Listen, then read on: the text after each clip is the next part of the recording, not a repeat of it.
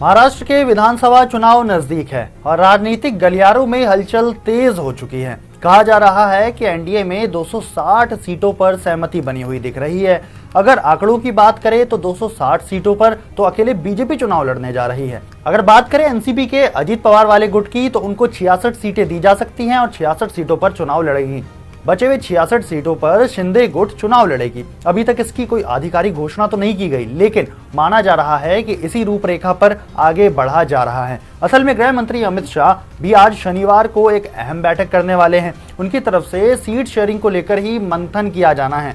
माना जा रहा है कि उसके बाद से ही सीटों को लेकर के कोई ऐलान किया जा सकता है। इस समय कुछ सीटों पर पेच फंसा हुआ है जिन पर सहमति नहीं बन पाई है। खबर यह भी है कि अजीत गुट और ज्यादा सीटों पर चुनाव लड़ना चाहती है। ऐसे में सभी विवाद खत्म करने के बाद ही कोई ऐलान संभव माना जा रहा है। वैसे बड़ी बात यह है कि महाविकास अघाड़ी की भी 260 सीटों पर सहमति बनी हुई है। वहां भी कुछ ही दिनों में सीट शेयरिंग को लेकर के ऐलान होने वाला है। सिर्फ कुछ बची हुई सीटें हैं जिन पर पेच फंस रहा है। बाकी सभी सीटों को लेकर के स्थिति काफी स्पष्ट मानी जा रही है।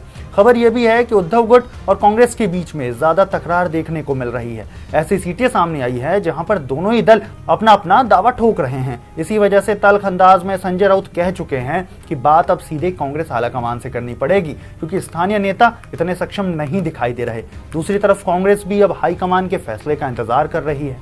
इस समय सारी लड़ाई दक्षिण नागपुर, श्रीगोंदा, परोला, हिंगोली, मृगकृष्णा, शिरडी, रामटेक, सिंदखेड़ के राजा, दर्यापुर, गोरे, उदगीर, आपसर, कोलाबा, बाइकाल और वर्सोवा को लेकर है। अब देखना बड़ा इंटरेस्टिंग होगा कि किस तरीके से सीटों का समीकरण फिट बैठता है महाराष्ट्र में। इस खबर को लेकर के आपकी क्या राय है, आप हमें कमेंट करके बता सकते हैं। बाकी ऐसी और वीडियोस को देखने के लिए सब्सक्राइब करें हिंदी खबर को।